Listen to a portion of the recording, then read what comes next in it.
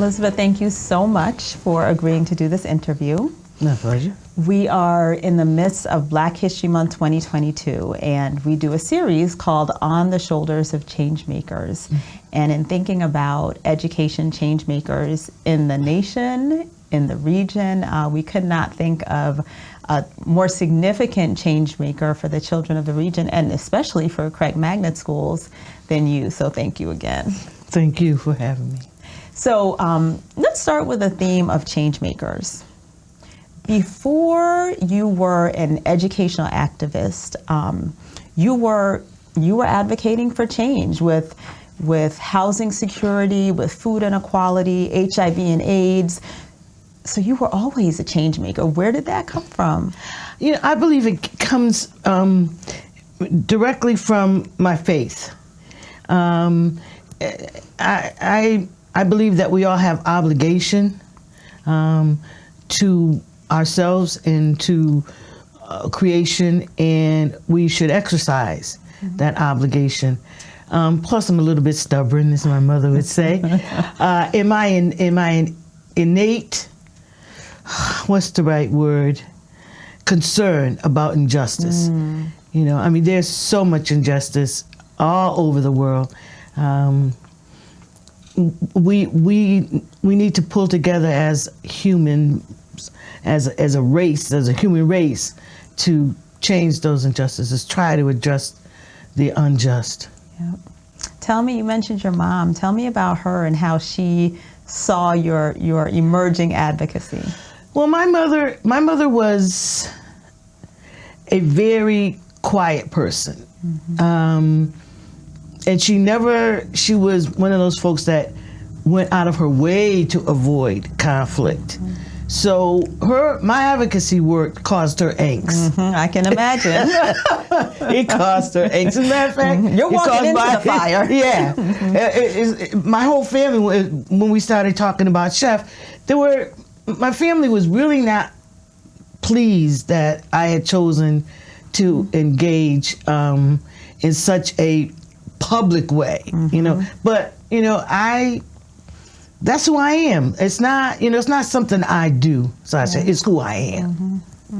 So what have you observed is the difference between someone who sees something or experiences an injustice and either is a bystander or a victim versus someone who says, I'm going to change this. I'm going to change this because it's not okay.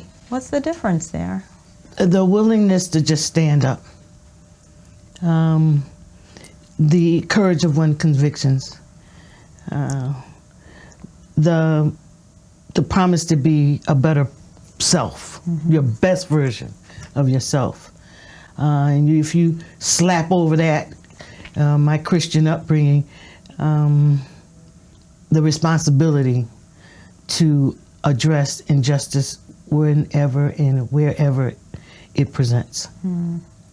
So not only with the Sheff versus O'Neill case, not only did you have to make that choice for yourself, you engaged your son as the lead plaintiff. Do you remember what that decision was like for you to even have that conversation to help him to begin to think about not only being a part, being the named plaintiff? Well, see, there's a little disconnect in that because Milo, who was 10 at the time, had spent his first 10 years hanging out with me, you know, at community meetings and going to candlelight vigils for persons affected with HIV/AIDS, advocating for justice, marches on Washington's, and you know, so I guess he just thought that was status quo, that everybody lived like that.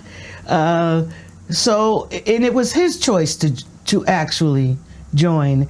When I went to the first meeting without him, and I brought him to the second meeting, and it was his choice. We discussed it. They discussed, the lawyers discussed what it would entail as a family, what it would mean, and he was there. He was 10. He wasn't stupid. He understood. Yeah. And it was his decision. do you want to do this? Yeah. I would say the one thing that wasn't clear to him at 10 years old is that it would take 33 years. Wasn't clear to anybody. Well, it occurred to me that it would take some time, but not really 33 years. Yeah. He would say to you, he thought it was going to be like, Judge Judy. Like, go in there, say your side, 30 minutes later, boom. But, yeah. Milo was born into the justice community, Yes. So I don't think the poor child had a choice. Doesn't with you as his mom. It doesn't sound like he did. It doesn't sound like he did. When you think about Blackness and identity and the role that plays in advocacy, how do you see that your identity shaped or influenced who you are as an advocate? Well, I've always been very strong-willed when it comes down to the definition of me.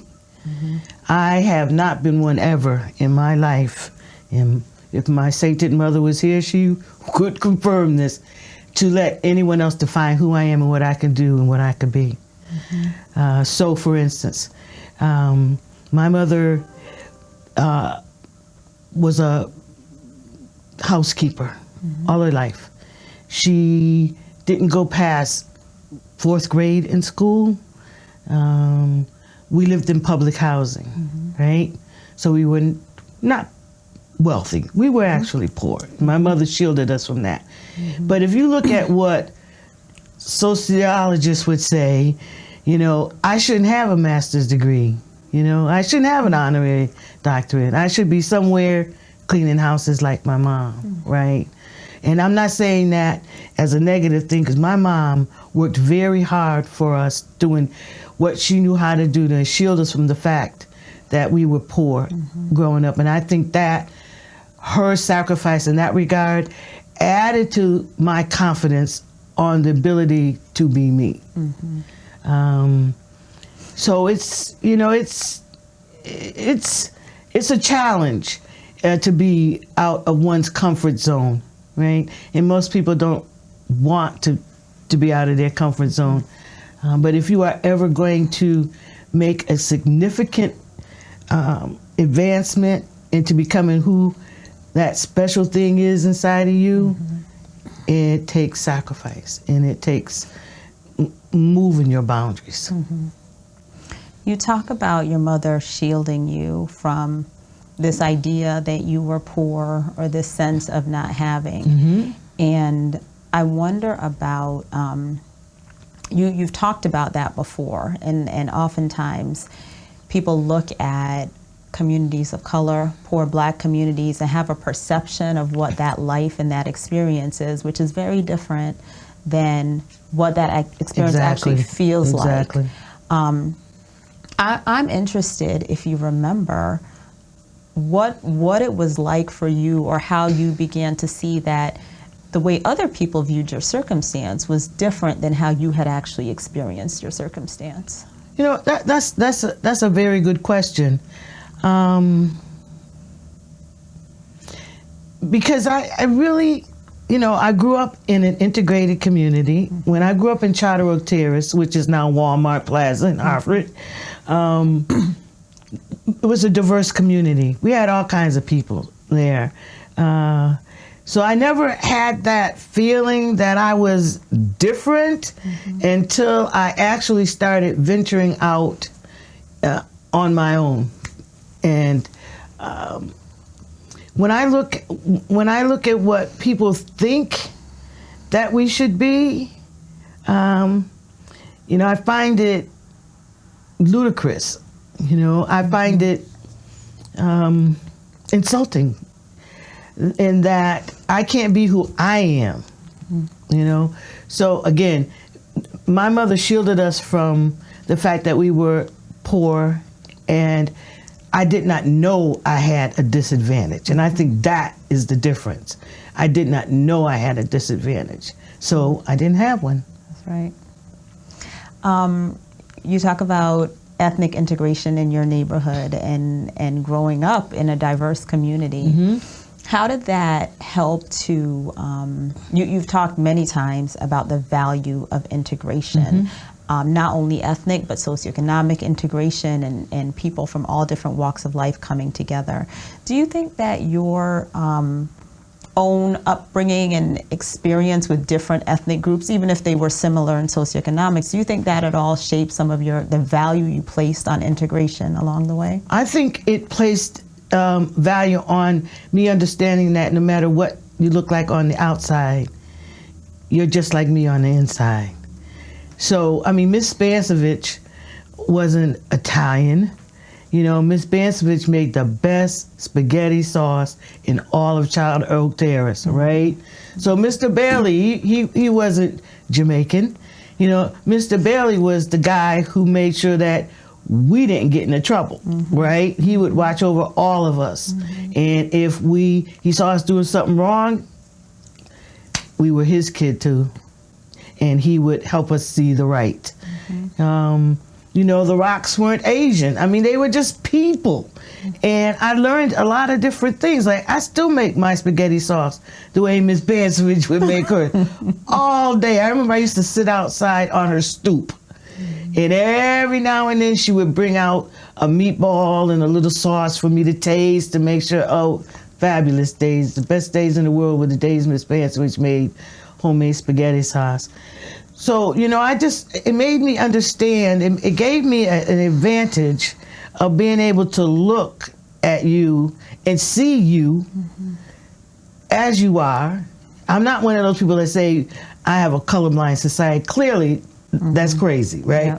But I see you as you are and see your value of who you are as you are. One of the critiques that people have about magnet schools or about open choice is about students leaving their communities, going to another neighborhood with people who they may not connect with in the same way as people in their own neighborhoods. How do you counterbalance that when you hear that argument? I think, and then there's another part of that same. Okay, that's why it's imperative for us who engaged in this open choice system to ensure that when the child leaves a community, they're going to a community. You know, I'm not the outsider in this new place, right? I'm a part of that school community. And so one of the things that is very encouraging about this last settlement is that there are those kind of emoluments built in, that kind of support that has been lost for a while. So it's important for people to understand that the school is a community. And the people in the building should understand that we are a community and we're going to function as a community. And when the child comes back home, they still have a community, but let's be real about that for 1 second, right? The days of you going to your neighbor's house to borrow sugar are over. We don't do that anymore, right? So even when you say, oh, you're taking them from their community, I think people kind of dismiss the fact that once in the African American community, we were a solid block. We knew each other, we talked to each other, we went to church with each other, we borrowed sugar and bread, right? Nowadays, that's not how people live anymore. You could live in your house for 30 years and do like this to your neighbor, and that's it. Yeah. Right? Very true. We don't have community anymore in our neighborhoods. So I think we need to start working on that aspect of it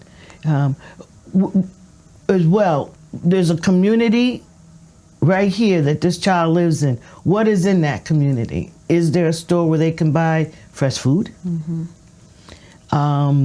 Is instead of a bodega where it's all salt and high prices, is there a church that's supportive in working in the community? Do neighbors speak? Do they Do they share common values? Do they even try to discover if they share common values instead of being very separatist as the way we are? Mm-hmm. I think a lot of that, although I love it to death, a lot of that has to do with social media. We've kind of isolated ourselves into our little gadgets, yep. And that's where we live these days. Yeah. I hear you talking about some of those big ideas, food insecurity, about the role of the church or religious agencies, mm-hmm. about community and mm-hmm. how we come together. How do you see all of those intermingling with education? Because life is about education. Every day, whether you're in school or at home, or at church or in a grocery store, every day there's a possibility of a teaching moment. So if you come across a teachable moment in your life, you should pay attention and listen and learn. And in doing so, when you bring it to pure education, like actual learning education, mm-hmm. Being in a diverse setting where people have different aspects of ideas and experience helps me broaden my own concept mm-hmm. of what is this world mm-hmm. and what are my possibilities. Mm-hmm. And so if I'm confined to only this much of a possibility, mm-hmm. that's all I'm going to ever know. I'm never going to strive to go out of that. But I know that the world is huge and there's so much in it. Mm-hmm. And we have all kinds of possibility. I believe that is important for our children to learn at an early age, just as it was a benefit for me and a sacrifice for my mother to not be concerned about being poor and not being worried about what other people thought of me. Mm-hmm. So, because they think the world looks at us as black women. If we raise our voice, we're angry black women, right? They think that having passion is anger. Mm-hmm. And I think that's a personal problem, yep. And I explain that to him. But I'm very passionate about justice. I'm very passionate about our children. I'm very passionate about the opportunity of our people and peoples all over the world who are constantly undermined by this life, mm-hmm. And undermined by financial systems, capitalism and credit and all of these things that we really need to learn more about. I'm passionate about it, and if it shows, can't help you on that one. Can't do nothing about that. Many of us love the fact that it shows. We really do. So as you talk about learning lessons, when you look at your work as an advocate and a leader in the area of educational equity, what are some of the lessons that you have learned directly as a result of you running right into the fire? I think my most teachable moment that is now become a reality of thought for me is that there are some people who want to remain separated and segregated. Mm. And not just white folks. I'm not just talking about white folks. I'm talking about there's black folks too, mm-hmm. that want to stay separate, and that's their right. Under Sheff, this is a voluntary effort, right? You can stay segregated. For the life of me, I don't know why you would want to, mm-hmm. right? I've also learned that by virtue of people just being outright, dishonest. I've also learned that a lot of people, and this is also from my stint on city council, don't hold it against me, I was a politician, but I've also learned that people in places in positions that hold a responsibility for directing the framework of our community's lives are not always honest. And sometimes they're just downright out lie. And I've learned that through all of the negative things that have been said about me and the Sheff lawsuit and me, I've learned that I have a thick enough skin that I can remember that why I'm doing this, why I did it in the first place. This is for our kids. Yeah. So if you don't like me, I mean, that's okay, because I'm not really interested in having Sunday dinner with you either. So we cool, right? Yes. We good. But it's very disappointing to see how, and I think that's the most hurtful thing, to see how some of our leadership, Black leadership, has virtually been dishonest a lot of times along the way of these 33 years. How do you deal with that when you encounter it, when you see that in our own community? Well, I call it out. People don't like it. Another reason. I call it out when I can. I try not to make it into a fight, but sometimes it gets there. But I just call it out. I just say what I feel, and I just speak the truth, and that makes some people very uncomfortable. Yeah. So and when that's their discomfort. Yeah, that's their problem. That sounds like a personal problem. Here we go. But it's the fact that folk in our community listen to that stuff and take it as gospel is concerning to me. One of the things I tell students when I speak to them is to seek their own truth. And even, everybody, what you read in the paper, is it real or is it Memorex? What you see on the internet, please, 9/10 of that stuff is just pure garbage, right? Seek your own truth. Do your own homework. Just don't believe it because somebody said it, not even me. I'm not asking you to believe me. Go check it out. See what's out there. See what we've done. See what has happened because of what we have done. Make up your own mind. Don't let somebody else make up your mind for you. I'm glad you mentioned some of the lessons you have for children, because right now you are Black history. We study in the 4th grade in the CREC magnet schools, the Sheff versus O'Neill, and explain to the students the work and the challenges that went behind them being in these beautiful schools every single day. And that message of seek your own truth is one that I would love to begin to integrate into what they're taught as part of the message that you would give to them. Yeah, it's I did. I was always Curious George. I studied different religions. I would go to different churches, unbeknownst to my mother. But I would go to the Catholic Church. I would go to the synagogue. I would just go and listen to see. Yes. I've done some things in my life that I did it on my own. Nobody took me to the Wise Museum when I took myself. I wanted to explore out there my possibilities. And regardless of how the world sees me, I see myself with endless possibilities.